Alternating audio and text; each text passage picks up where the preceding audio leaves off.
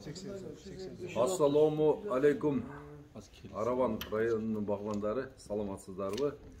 Туугандарым, силер менен жылда өтүүчү бак өстүрүү семинарында жолугушканыбызга аябай кубанычтабыз. Туугандарым, мына азыр дүйнө жүзүндө өзүңүздөр билесиздер, багбанчылык аябай жакшы өнүгүп атат. Ошонун катардан калбай мына ошол Кыргызстан мамлекети дагы ушул багбанчылыкка көңүл бөлүш керек. Ушул бизде дагы багбанчылык болсун, бизде дагы ушул башка мамлекеттердегидей эле мөмө жемиштин баасы арзан болсун, элге жеткиликтүү болсун деген максат менен азык түлүк коопсуздугун камсыздоо максатында ушул Борбор Азия багбандар биримдиги уюшулуп 2015-жылдан бери ушул өзүбүздүн ишмердүүлүгүбүздү жүргүзүп келебиз.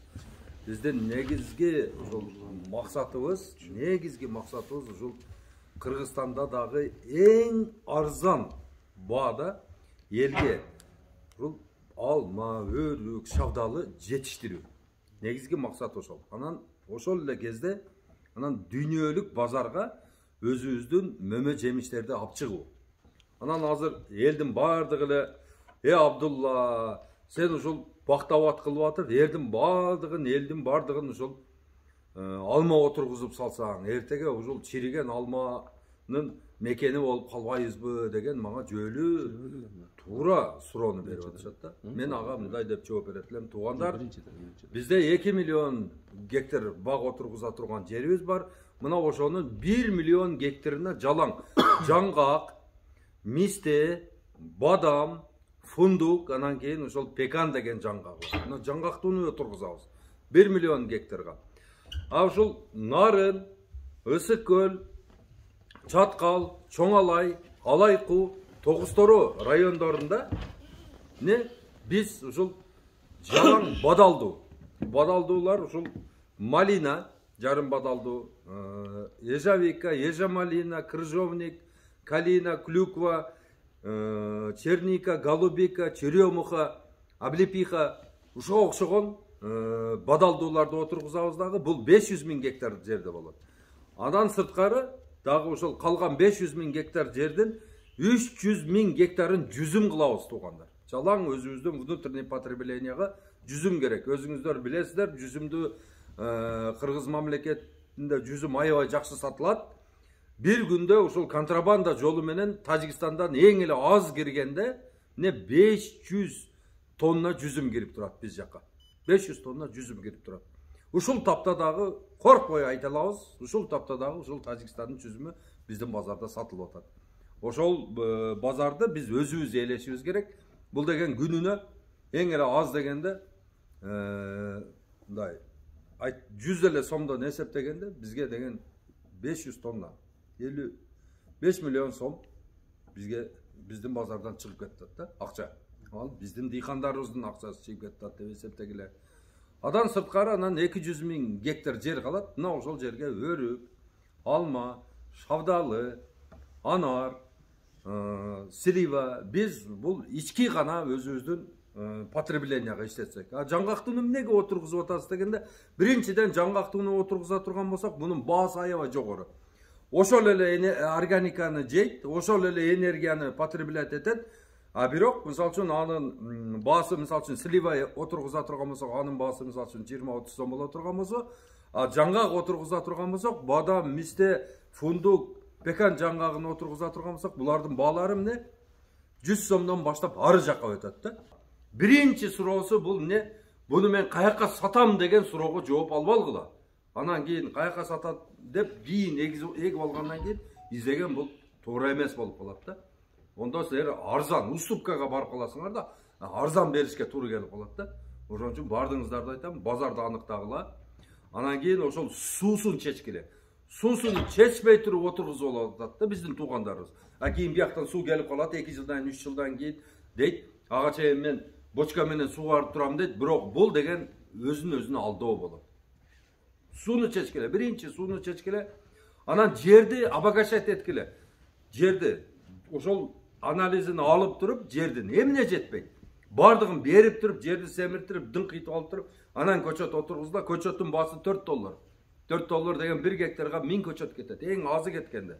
Элестеткүрлө $4000 сен талага апарып эле чачып жүргендей болуп калбайсыңар онда. Жөн эле планы жок иш кылып турган. Тосуш керек.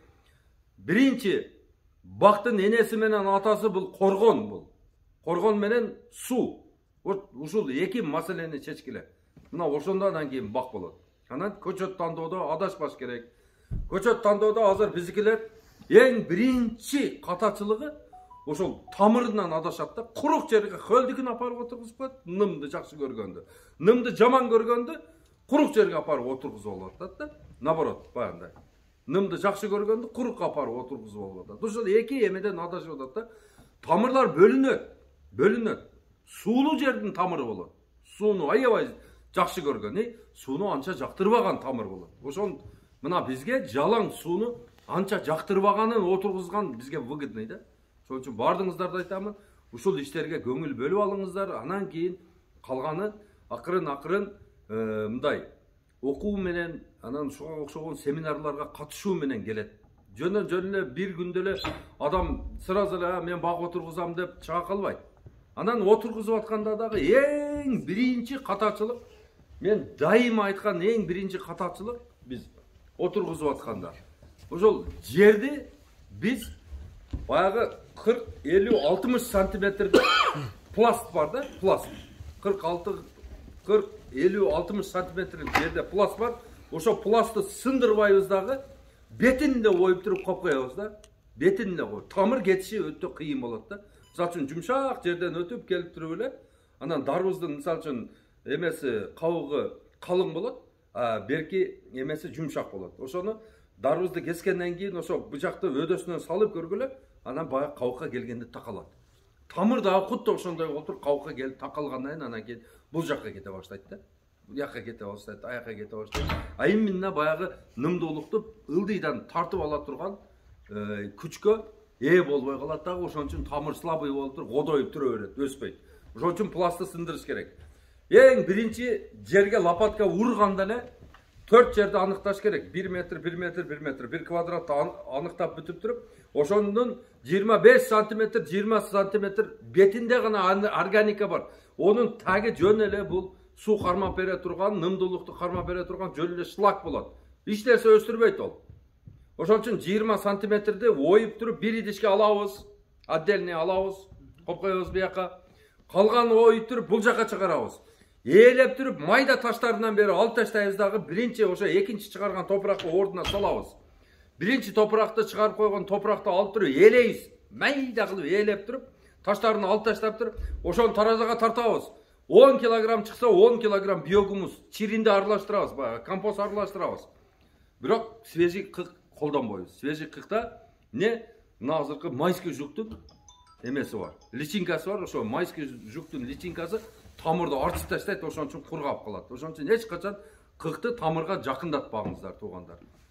Мына эсиңерде болсун. Анан ошону бирме-бир аралаштырып туруп, именно тамырга ошол биогумус аралашкан бетиндеги органиканы беребиз. Берип туруп анан жан суу куюп коебуз, анан бисмилла жакшы дуа кылып коебуз. Дуа кылбай эле эги болобуз да биз. Эч Кудайдан тилебей эле өзүбүзчө өз башымчалык болуп эле бата туа тилеп, я Алла, ушу бактарактарды жакшы өстүрүп берген. Бул мен жөн эле бул эгүүчүмүн, өстүрүүчү сен өзүңсүн.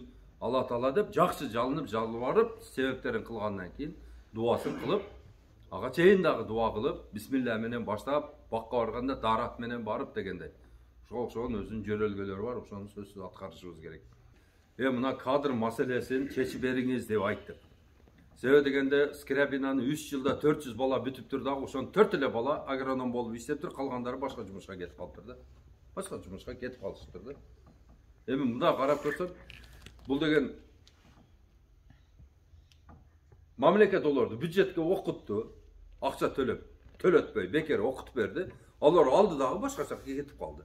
Анан айттык, жок эле дегенде 6 жыл ошол айыл чарбада иштей турган кылып, ошондой даярдап бергиле десек, анан ошого макул болду. Анан негизги эле биздин айта турган көйгөйүбүз ошо илим, тажрыйба болду. Аркасынан анан жерди анан кийин 49 жылга бергиле деп сурадык. Азыр 20 жылга беребиз деп атат. Анан дагы пролонгация кылып туруп, анан кийин автоматически сразу дагы 20 жылга 40 жылга бере турган болуп, олар дагы ушундай мыйзам кабыл алып атышат экен. Бул дагы жакшы, жаман эмес. Мурда 5 жылга эле берип коет эле да. Азыр 20 жылга берип атат. Бул да жакшы. Onun arkasından bile ошол баягы суу маселесин койдук. Суу жетишпейт бизде. Шундай анан кийин ошо капельный орошениянын тетиктерин чыгара турган завод. Ошол Кыргызстанга бир завод керек деп, качественный материалдар жасай турган, под израильский кыла турган кылып туруп, ошондой бир завод сүйлөштүк.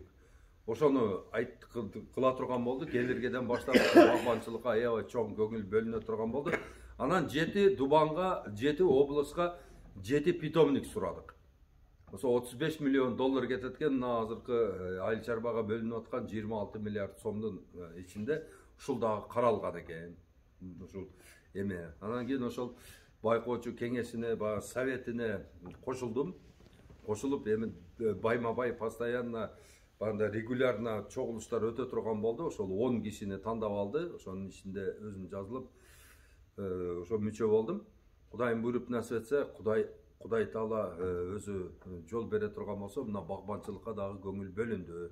Көңүл бөлүнүп, аябай жакшы эмелер айтылды. Ал жерде ошол Өмүрбек Абдрахманов агайыбыз келди. Ошол Тоң районунан ошол Арстанбек деген чоң баягындай эме бар эле. Багбан акебиз бар эле, ал келиптир. Бардык ошол Green Life деген фирманын жетекчиси Анварлар келди, баягы Сербия көчөтүн саткан балдар келди. Анан немеден Таластан болсо Азара Жемиш келди, Азара. Ошонун балдары келди, аябай конструктивный диалог болуп, ошол багбанчылыкты колдоо маселесин ошол эмеге тапшырдык. Кудайым буйруса, ошол жакшы результаттарды күтөбүз, туугандар. Ошол жөнүндө сүйлөп берет. Ана Русланбай. Ассаламу алейкум, Араван район тургундары. Менин атым Руслан. Алейкум зарайч, өзүм Кыргыз-Түрк Манас университетинде бүткөм, агрономияны, айыл чарба факультетин. Анан ошону бүткөндөн бери эле ушул буюрса кесип менен иштеп келатабыз, көчөт алып келип, көчөт эгип, көчөт сатып деген ушул иш менен жүрөбүз. Анан негизи эле биз ушул элдерге баягы көчөттү туура эгүүнү сунуштап атабыз да. Көчөттү эккен эле баягы эгет десе эле алып келип турган базарда, баягы көчөттө турган жерден алып келип эгиш эмес.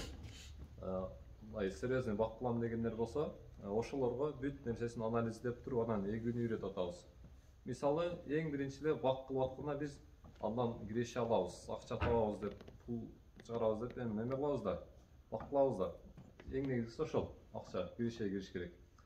Анан эң биринчи эле биз каяка сатабыз, Абдулла Ташевич айтты, каяка сатабыз деген базарыбызды аныктап алсак, ал бак кылбайбыз да. Биринчи ошол базарды аныкташ керек.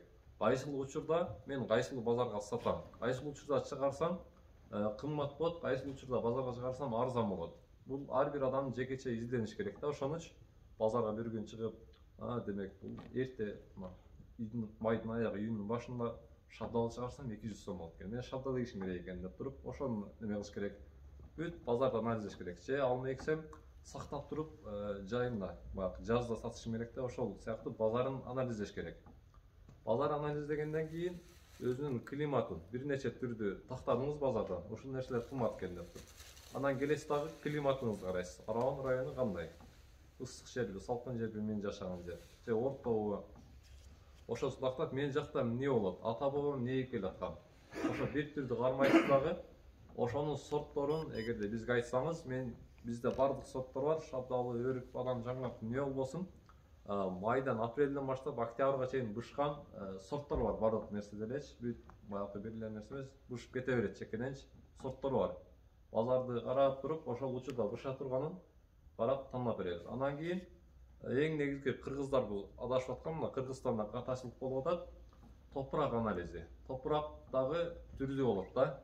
Топурактын анализи сөзсүз керек. Топурак кандай, шордуу топуракпы, семиз жерби, арык жерби, ошол топурак анализине жараша тамыр тандайбыз да. Биз ошол сортту макул эгебиз, бирок анын тамыры маанилүү да. Алмада эми көп эле алманы билип калганга окшойт. 106, М9, 111 деп. Баягы алманы карлик, полукарлик деп атпайбы? Карлик, полукарлик болуш үчүн бул тамырдан көз каранды да. М9 деген тамыр алманы чоңойтпой кәрілік қылықтарына береді. Бұл көп құрғақ жерге емес, мындай саздақ батқақ жерлерде дағы бола бере тұрған тамырда М9. Анан 106 деген бар, аны көп ныңға қылса, ол фитофтораздағы ошол сияқты оорулармен ооруп калат 106. Аны өзүнчө топурак анализине жараша сиз мына жерге ушул тамырдагы алманы эгишиңиз керек экен деп туруп, мындай билген агрономдор менен баягы кеңешиш керек да, ошол жергечи. Бизде бир канча ошол мөмөнүн түрлөрү бар, көчөттүн түрлөрү. Бардыгы ошол климатка жараша, топурак анализине жараша тандап өзүбүз эме кылып берип атабыз элдерге сунуштап. Элдер келет, мага мына көчөттү эгем дейт. Сиз каяктан болосуз? Ушул жактан. Сизге бул эмес, ушул жакшы экен. Мына ушул жакшы экен деп туруп элдердин пикирин өзгөртүп, жакшы нерселерди элдерге берип келип атабыз. Учурда бир кыйда эми эң крупныйлары 70 гектар, 50 гектар жерлерге чейин быйыл бактарды кылып атабыз элдерге. Кылып берип атабыз өзүбүз анализдеп, подключ кылып беребиз да, бактарынчы. Баягы ошибкасы жок деген эш, мисалы, ошо ошибкасы жок болгонго аракет кылабыз. Главный сорт туура чыгыш керек. Сиз айткан сорт чыкпай калса, ошончо жылга мейнетиңиз текке кетет да. Биз сортко гарантия беребиз. Ушул сорт чыгат, мына ушул жакта болот десе, өзү эгип көрүп чыкканын көрүп атабыз да. Түрктөр деле мындан нары сапатка иштеп калышкан да. Эми көпчүлүк өзүбүздө же башка мамлекеттерде болбосун, кээ бир өнүгүлүк мамлекеттерде көчөттү 70% казып берет экен, 30% кургай турганын кошуп коет экен да. Кошуп туруп эккенин арасынан көктөбөй калаптыр да деп туруп эме кылып экенбиз. Бул түрктөрдүн көчөтүнүн айырмачылыгы бардыгы көктөдү да. Бири калбай көктөп ушундай шагатты жанына эле коңшу Өзбекстандын көчөтүн эккенбиз. Же шагаткан жок, шагатып туруп кайра кайтып берди, ошентип бизди жаман уят кылып ошо Өзбекстандын эзиргиси болду дейм. Өзбекстандын көчөттөрү. Анан туруп ысык жер баягы эрте чыгарыш керек да. Бардык нерсени эрте чыгарса өтө жакшы акча болот. Эрте чыгарган нерсе мынабы, мисалы өзүбүздүн базарга деле эрте эч нерсе чыгарып жеткире албайбыз. Өзүбүздүн базарда деле кымбат болот бардык нерсе. Билсеңиздер керек, эрте чыгарып шабдалы, өрүкпү. Өрүктүн сорттору бар бизде, эрте бышкан. Шамалсайдын шартына 7-майда бышкан. Шамалсайдын жанында Өзбекстан экен 30 гектарга. 7-майда бышты. Ошону ушул Тепа Коргондо ошол сыяктуу Төмөйгө жакын жактарга эгиш керек да, эң ысык жерлергечи. 3 манат деп атпайбы? Дагы суроолоруңар болсо берсеңер болот. Биз кыскача эле сүйлөп, ушул бак тууралуу, багбачылык тууралуу суроолоруңар болсо бере бериңиздер, көчөт тууралуу. Оорулар болобу, эмнеси болот, кандай буташ керек?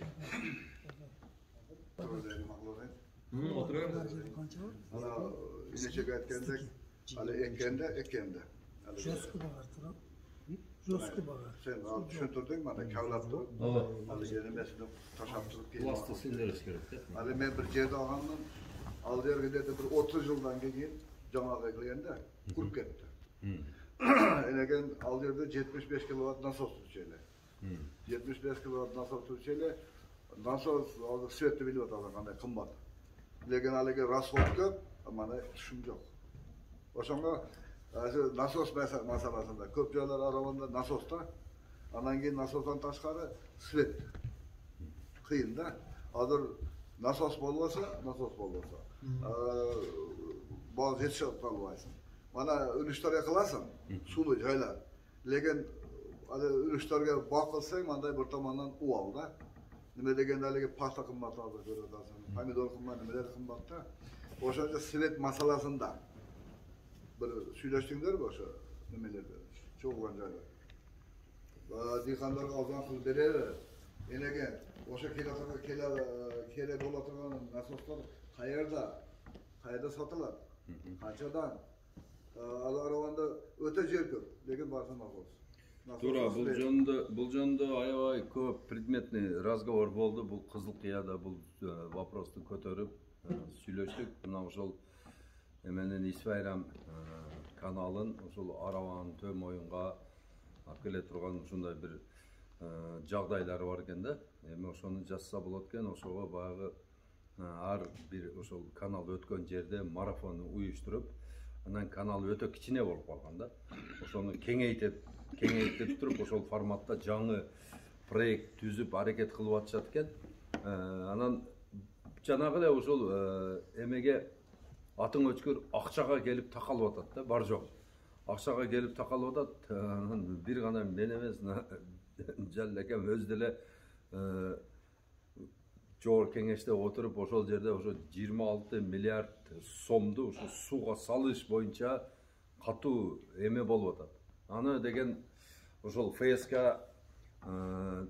ошол премьер-министр, кабинет министров, айыл чарба министри жалаң ошол бай кооперативтерге бөлүп берсек, ошолор анан бизге эмени өндүрүп берсе дейт да. Биз болсо тескерисинче айтып атабыз, ошол 300 миллион доллардан именно сууга жумшагыла. 35 миллион долларын питомникке жумшагыла дагы, анан калган ошол 240 миллион долларды ушу сууга жумшагыла. Мына ушундай внутренний каналдарды казып бергиле деп атабыз да. Мисалы үчүн мен менен сиз экөөбүз, менде бир 12 гектар кайрак жерим бар да. Биз эсептедик, көрдүк. Бизге суу чыгарыш үчүн бизге 17 миллион сом керек экен.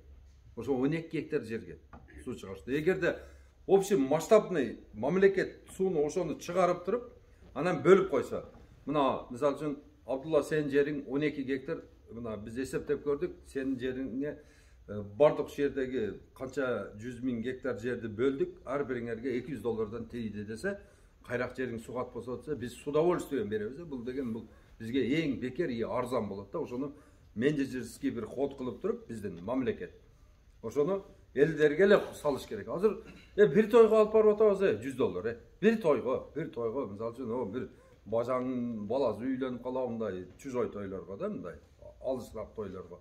А жакынкы тойлорго биз деген 30 000 сом, 40 000 сом алып барып атабыз да. Туруп, ака-укаларыбыздын тоюна. А бул жерде целый ошо канал казуу процесси жүрүп атса, буну деген ошол райондун жетекчилиги, айылдын балдары, ошо немелери, айыл өкмөттө, ошол облустун губернатордун кишилери отуруп эсептеп чыгыш керек. Мына канал келди. Так, бул бетинде мынанча сугат жер болду, бул бетинде мынанча сугат жер болду. Общий эсептеп бүтүп туруп эле, анан кийин эле квитанцияга эмеге мындай 1 гектар, мисалы үчүн меники 1 гектар 20 сотик боло турган болсо, баягы жазыш керек. Мына 220 доллар сеники болду. Мындан төлөп кой деп мага счетту жөнөтүп коюш керек. Мен төлөп коюшум керек. Анан кийин ошол суу 1 жылдын, 1,5 жылдын тегерегинде ошо биздин сугат жерлерибизге жетиш керек. Светте мисалы үчүн сиз өзүңүзчө барып бир насос салдыңыз, ол күйүп кете берет. Китайский, азыр советский мурдагыдай бышык нерсе, эч нерсе калбады, эптемей бар жок, бузуле берет. Сиз аябай сууга муктаж болуп турган маалда бузулуп калса, көрдүңүз да, анан кийин дагы 120 000 сомго барып кайерден насос алып келесиз. Именно ошондой күтүш керек Кытайдан келгиче. Сиз ашыкча ошо насос алып келип коюп койгудай сизде каражат жок. Ошон үчүн буну бардыгы көп түкүрсө көл болот деген неме менен жасаш керек да буну. Общий бардык ошол Араван районунун, анан мына Төмөйүндуктар, баягы немеден каналдан суу иче турган бардык адамдар ойгонуш керек. Ойгонуп бир катта баягы марафон немелерди өткөрүп туруп, ошол акчалардын бардыгын топтоп бериш керек. Ушул суу чыгарганы. Мына немеде Кызыл Булак деген айылга бардык, Кадамжай районунда. 600дөн ашык метр жерди адам бою баса турган кылып туруп, мында кылып туннел кылып туруп, баягыны зубила менен уруп таштаптыр адамдар. Биригип туруп. А бул жерде азыр той кылсак, тойго чачабыз. Болушунча бир бидеяттарды өзүбүзгө придумать этип алып, бир каяктагы бир нерселерди жасап атабыз. А ошол акчаларды каналга бурайлы. Бизге келечек керек эмес. Мен балаңы үйлөп койдум, анан кийин апарып туруп какыраган жерге отургузуп койсун апарып. Кызки багар фисташканы отургузганда жанагы мен айткандай кылып туруп жердин ар бир неменин түбүн даярдаш керек. Өсүп кеткени. Азыр фисташка 450 жыл жашайт да. 450 жыл беймалал тамыр сүрүп жашап кетип, мындай анын өмүрү уланып кетиш үчүн себептерин жасагыла деп айттым го. Бирге бир коебуз. Бетин 20 сантиметр органикасын алып коебуз. Түбүн полностью талкалап туруп, чумшатып, анан кийин мүмкүн болсо ошол яманы 1 ай, 2 ай, 3 ай мурун касып коюш керек экен. Баягы топурагы күн тийип, кислород менен насыщаться этип, баягы органикага мындай настрой болот. Анан түбүнө салып, баягы бетиндеги органикасын мен айткандай кылып туруп биогумуска аралаштырып туруп элеп бүткөндөн кийин тамырга ошону бергенден кийин буга деген күч кубат болот, жашап кетишин эме болот. Анан ошондой жесткий багар сууну аябай эме баанда кабыл алам дегенде 1 килограммы ушундай гидрогель бар да, 200 литр сууну сор болот да. 1 к 200. Ошол Бишкекте бар ошол гидрогель. Ошондо силер расчет алышыңар керек дагы. Ар биринин түбүнө 1 килосы $16 да. 1 килосы $16. Ошондо $16 ар бир түбүнө 100 граммдан сала турса 10 литр сууну камтып калат да. Эми болот гидрогель. 10 литр сууну эми болот дагы. 20 литр сууну эми болот дагы. Анан кийин акырын тамырга бере берет. Ошо гидрогелди пайдаланып туруп Израилде фисташка, бадам, пекан жаңгагын бар жокто өстүрүп атат да. Айтып кетет. Мистени биз көчөтүн алып келип атканбыз. Туркиядан канча көчөт болсо беребиз деп түрктөр эме кылып атышкан. Анан Иранда биздин бир академик иштейт элчиликте. Мисте тууралуу мистенин профессору менен сүйлөшүп турдук, ушундай алып келип атабыз десе, ал айтыптыр, биз бир областка мисте көчөтүн ташыганда 30% көктөбөй калып атат, потеря болуп атат деди да. Мисте көчөтүн бир жерден казып туруп экинчи жерге отургузганда эле түк капризный экен да мисте. Жок болуп атат дейт. Анан силер Туркиядан, Кыргызстанга ошол мисте көчөтүн алып барсаңар, билбейм деп атат да. Көктөй. Ошон үчүн биз өзүбүз экспериментке алып келип эгебиз быйылкы жылы. Көктөсө кийинки жылы элдерге беребиз, көктөбөй калган болсо элдер дагы бекер үйгүзбөй атабыз. Болбосо биздин 100 гектар, 1000 гектарга заказдарыбыз бар эле азырчы. Бак кылам дегендер бар. Эгерде ушул Араван району Ирандар айтып атат, быйыл 40 гектар кылсак керек. Ирандар айтып атат, силер бак кылам десеңер, биз өзүбүз уругун алып барып Ирандан алып келип өзүбүз тигебиз дейт. Ал чыгат, чыккандан кийин таймент кылып беребиз деп атат, кыйыштырып. Мистени уруктан чыкканда, уруктан чыгат дагы ал эркеги урук ачысы сорту белгисиз болот. Уруктан эч нерсе болбойт. Урук дегенсиз, мисалы Өзбекстанда дагы бир жерде уругун алып келип туруп эгип атышат, ал мистенин эркеги дагы урук ачысы белгисиз болот. Сорту белгисиз болот. Ошон үчүн Ирандар айтып атат, Ирандар эле ушул нерсени айтты. Уруктан эле эгип атабыз биз. Ошондой кылабыз десек болбойт деди. Биз уругун алып барып чоңураак жерлер болсо, мисалы бир район, бир айыл көтөрүп өзүнүн үлүш жерлерин чогулуп туруп чоңураак жерлерди бак кылам десе, биз Ирандарды алып келип беребиз. Ирандар келет дагы өздөрү урукту эгет, капельный системаны жердин асты менен коебуз дейт. Жердин үстүнөн койсоң 3-4 жыл болот, 40 сантиметрге чейин, жарым метрге чейин жердин астына капельный кетет. Ошол капельный вечный болот экен, ошол жердечи тура берет. Мисте түшүмгө кирип канча өзүн өзү баягы эч кандай жашай берет деп атпайсызбы? Карабаса делечи. Ошондой болгонго чейин капельный решение менен берип турабыз, бирок мистени сугарыш керек. Баягы чоңоюп аткан мезгилде сугарбаса кичине калат мисте. Болбойт. Ошол Жалал-Абадтагы мистелерди эле биз сугарсак алар чоң болот да. Ошон үчүн алар уругун алып келип эгип, өздөрү кыйыштырып, 100 баягы кыйыштырганда биздин Кыргызстанда эч ким кыйыштыра албайт атат мистени. Кыйыштыргандары бар. 150, 130 карматат. Мен кыйыштырсам 180 кармайт дейт. Себеби мен мисте менен чоңойдум, ушул мистени окудум, мисте окаттым мисте деп атат да. Профессор экен өзү мисте боюнча. Келип туруп, ошол жерлериңер болсо биз чакырып беребиз. 100 гектарбы, 20 гектарбы өздөрү уругун эгип, чыгарып кыйыштырып беришет. Мисте боюнча. Баларын сүйлөшүп, неме кылабыз? Бизде Араванда ушул мистени ошол көчөтүн чыгарышты да. Туркиядан алып келишти. Барбир өсүш керек да. Сиз онда чоң атаңыздын дарагында отуруп, мен атам дарагына отургузбай кетиптир дейт да балаңыз. Небереңиз айтат. Ошон үчүн сиз отургузушуңуз керек. Эми эски дарактарды алып, анан баягы көбүбүз баягы мигрантта болуп көргөнбүз да. Көбүбүзчү арабызда. Анан кийин ушу квартирага жашап жүргөндө обязательно бир квартиранын ичинде бир сасык баягы баш оору бир адам болот да, таксичный. Ушундай уулап турат да адамдардычы. Мына тал, терек, мажрим тал, мына баягы чынар бардыгын бул союз бизге ушу Кыргызстан, Өзбекстан эч качан бутуга турбасын, булар пахта менен эле тамекиде иштеп жүрө берсин деп берген дарактар булар. Буларды кыйыш керек, тотальное уничтожение. Вообще, булар деген ошол зыянкечтердин уясы болот. Тал, терек, бака терек, чынар терек, ар кандай булардын бардыгы эмне бул биздин мына экономикага өтө зыян бере турган. Эгерде Чындап айтып көрсөк, мына ушул атырабыбызда арча болсо болсун кооздук үчүн. А бирок көбүнчө эле мөмөлүү дарактарды коркпой отургуза бериш керек. Мөмөлүү, жалаң мөмөлүү дарак болгондо бул малга чейин мына жолдун боюнан кетип атканда мына тыт болсо тытты жеп кете беребиз, туруп. Слива болобу, өрүк болобу, колубузга түшкөн жеп кете беребиз жаш бала болгонбузда.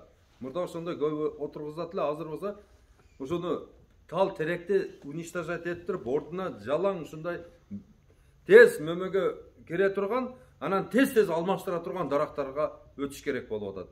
Анан мына иним дагы токтолуп айтып берет, бизде өрүктөр бар. Именно майдын башында, майдын ортосунда, майдын акырында пыша турган өрүктөр бар да. Мына ушул өрүктөргө акцент койгула. Себеби эмне? Буларга кардар мындай келет да, ке бер $4, $3 деп сурайт да. Bir дарак 30 кило берсе жок дегенде. Элестетип көрүң, ошонун үстүндө сизде $100 пулуңуз бар да. Ошондойдон 1000 деги койсоңуз, эми канча пулуңуз бар? Эсептеп көрүң, 1000ди 100ге көбөйтүң. Канча акчаңыз бар сиздин? Анан биз ойлойбуз да, дарак бул өзүн өзү коргош керек деп. Бул дарак кандай өзүн өзү коргойт? Дарак сизге муктаж да. Туура? Аллага муктаж, сизге муктаж. Сиз себебин кылышыңыз керек. Даракты мындай өзүңүздү мындай кетип атканда бир жака жамгыр жаап атса, эмне көтөрүп чыгабыз?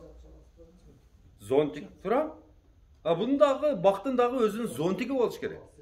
Ого акча салганда, мисалы үчүн бир контейнерди ача турган болсоңуздар, $20,000 сарптап туруп, анан кийин ошол ишке кирет да. Анан ошол жерде соода болобу да, болбойбу белгисиз да. Мына бакка дагы $20,000 салгыла бир гектарына. Мына капелькасына $3,000, көчөтүнө $4,000 жетип болдубу? Тосконуна $2,000, $9,000 болдубу? Анан үстүнө баягында сетка ондой-мындай менен $15,000 салып койгула. Любой малда келесиңер дагы, мына өзүңөргө бир эле кнопканы басасыңар, ушу суу чыкты. Бардыгы тегиз суу ичип атат. Тып. Дарысын келдиңер, салып койдуңар.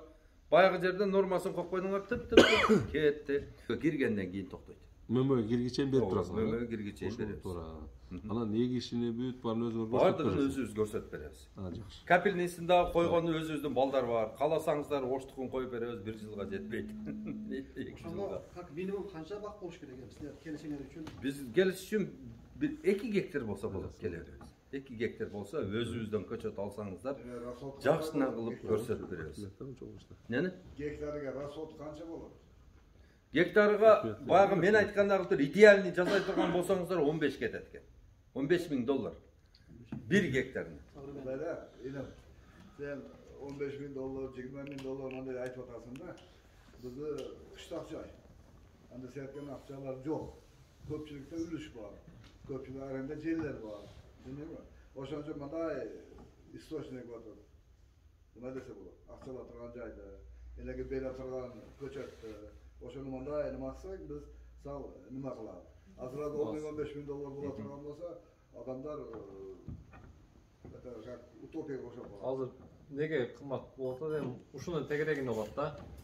Мисалы дүйнө жүзүндө адамдар сортторду жаңылап атат, өнүктүрүп туруп атат да. Мисалы биздин эски сортторубуз бар эле, алардын бир эле өзгөчөлүгү бар эле да. Мисалы чоң болот же ооруга туруктуу ошондой бир өзгөчөлүгү бар эле. Азыр эми сортторду чыгарып атат. Бир эле сорт кеч гүлдөйт. Бадам, жаңгак, өрүктөр кеч гүлдөйт. Товарный өтө сонун. Эрте бушат дагы чоң болот, башкача болот. Ушундай өзгөчөлүктөр менен жаңы сорттор чыгып атат да, дүйнө жүзүндөчү. Сорттор чыгып атат. Эми биз ошол сорттор турат, эски сорттор деге болсак, кайра эле биз сатар эле утулабыз. Товарный вид жок, базар тааныбайт ал сортторду. Бул сорттор болсо дүйнө жүзү тааныйт.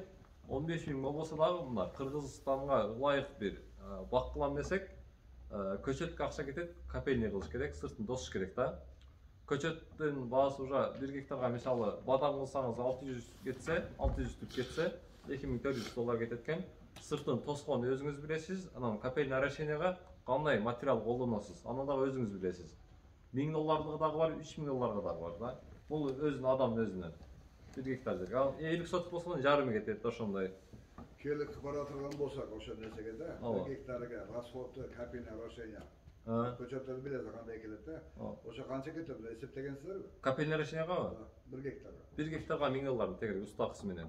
$1000. $1000. Kırgızistan özünden çıkan bayağı Material özünde. Material içinde $1000 var. Kızmat oynak. Kızmat koşu. $1000 değil. Hazır $1000'dan $3000'ga çeyim var. Сапаты $1000 онча эмес. $3000 жакшы, 12 жыл туруп берет да. А берки 2-3 жылда эле укаланат дагы баягы огороддун баардыгы ошол пластмасса мусор капкара болуп жатып калат экен. Ошо не желать эми.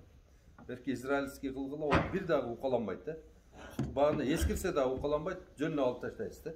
Ошого баягы немени экологияны да караш керек да, жөнүнө биринчиден өзүбүзгө зыян келтирбеш керек.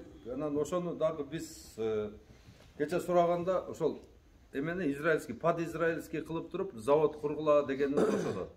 Анан эми туугандар азыр бассейндер бар да, мына жердин түбүндө бассейндер бар. Анан өтөдө мөңгүлөр бар. Ошолордун баардыгын расчетун алып эметип келгенде 2040-жылы бизде резкий бандай глобальный потеплениянын эмеси таасири менен бизде мына Африканын эмеси болуп калышы мүмкүн экен да. Ошол 2040-жылга чейин биз деген мына ошол 18 жыл убактыбыз калып туруп, 18 жылдын ичинде Кыргызстан мамлекети эң эле аз дегенде 3 миллиард дарак отургузушубуз керек экен. Ушул климатты кармап туруш үчүн азыркыдай болуп салкын, азыркыдай жамгырлар жаап, ошондой. Анан ошол баг отургузган жерде ошондо магнитный поле пайда болот экен да, ошол жерге осадка өзүнөн өзү түшөрөт экен да. Бул Аллах субханаху ва тааланын өзүнүн бир закон мерчемдүү бир эмес экен да. Бул магнитный поле создаваться этет экен да, ошол жерге постоянный осадки. Либо снег, либо дождь, либо снег, либо дождь. Ошон үчүн баягы кластерлик бактарды создавать эткиле деп биз мен азыр башында эле айтып кеттим го, бул жерге бадам деп атам го. Бадам бар жокко мына Араван району полный бадам кыла турган болсок, полностью бадам кыла турган болсок, бул жерге покупатель прямо Кытайдын өзүнөн келет. Кытайдын өзүнөн келет да, ошол жерде только быжырып эле ошолорго салып беребиз, олар өздөрү чагып, өздөрү эме кылып, өздөрү алып кете берет. Анан кийин мына бадамды чаккандан кийин бадамда баягы кабыгы калат го. Кабыгын болсо баягында окуривать этип туруп, анан кийин сублимирование кылып, мына кара өрүктү кургатканы өтө пайдалуу экен да, кара өрүккө. Баягынын жыты эмеси уруп калат экен. Алтын сыяктуу. Ошондой эмен берет экен да, анан кийин кара жылтыраган, анан кийин ыргытса шагыр эте турган кап болуп чыгат экен да. Ровно 15 тонна биогумус чыгарып берет. 15 тонна биогумус менен 2 гектар жерди силер өкүртүп иштетесиздер. Өкүртүп. Анан тем более жидкий биогумусту, вермочайды үйрөнүп алсаңыздар, ошол эме 1 тонна неме биогумус 7 тонна биогумустун күчүн чыгарып берет экен да. Нехитрыми приспособлениями.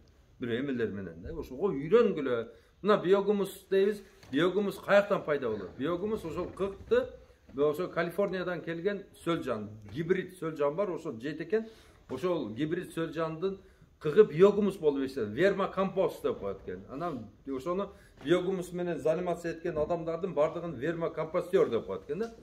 Анан кийин ошонун процессти вермокомпостирование деп коет экен да. Бул научный атында.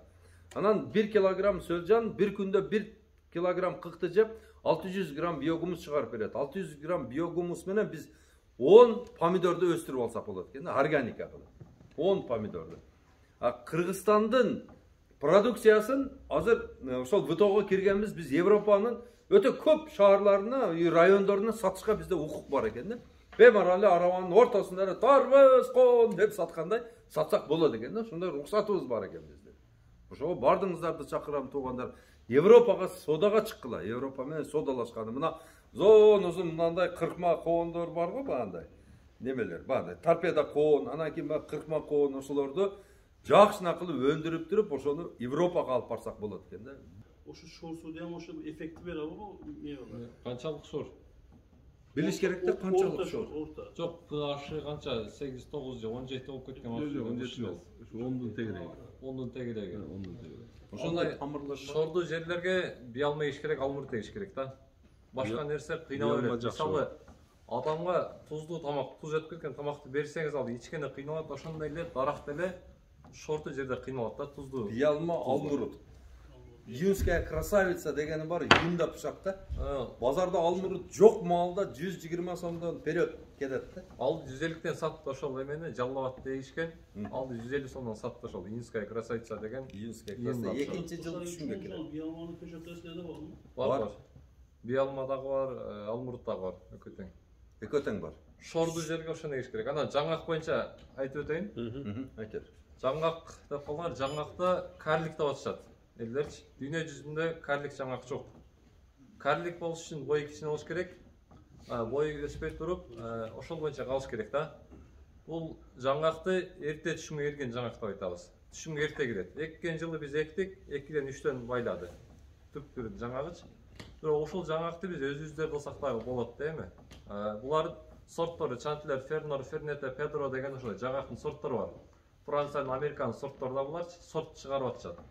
Булардын өзгөчөлүктөрү кеч гүлдөйт. Биздин эмелердин жаңгактардын көпчүлүгү эрте гүлдөп туруп үшүк алып кетип атат. Гүлдөгөндө үшүк алат, бул жаңгактар кеч гүлдөйт. Кабыгы жука, маңызак болот. Базар талап кылган жаңгактар ушулар да. Кабыгы жука, маңызак, чаксаңыз деле оңой болот, кол менен. Ушул жаңгактар бар, кеч гүлдөйт, бирок карлик деген нерсе жок да. Адашып алсаңыздар жакын эге болбагыла. Буну жок дегенде 8ге 4 же 7ге 5 эгилет. Суулуу жерге өзүнчө, кайрак жерге өзүнчө тамырлар бар. Мисалы, башта бир эле бадамдын данегин эгип туруп, ошондон чыкканга пайванд кылат элек. Бизчи азыр болсо шабдалынын, бадамдын, слива окшош каттуу данектилеринин гендерин гибридизация кылып туруп бир тамыр кылып атат. Башта данектен чыкса, азыр шабдалы менен бадамды бириктирип бир тамыр кылып атат дагы, ошого ат коюп туруп, анан ошол бадамдын генин тартып кургакка чыдамдуу болот, шабдалынын генин тартып тез түшүмгө жатат. Анан бою кичине болот да. Ошол жактан эме болуп атат. Анан сугат жер болсо өзүнүн тамыры бар, ошону беребиз. Кайрак жерге болсо өзүнүн тамыры бар, кургакка чыдамдуу. Ошол тамырдагы сорт беребиз. Анан бадамда дагы биздин бадамдар эрте гүлдөө болбойт. Биз мына Кыргызстанда бадамда проблема дүйнө жүзүндө, Кыргызстан эмес. Эң эрте бадам гүлдөп атпайбы? Бадам эрте гүлдөйт дагы биринчи кар. Кеч калган үшүктөр уруп коюп атат. Бул бадамдарды эч кандай үшүк ура албайт.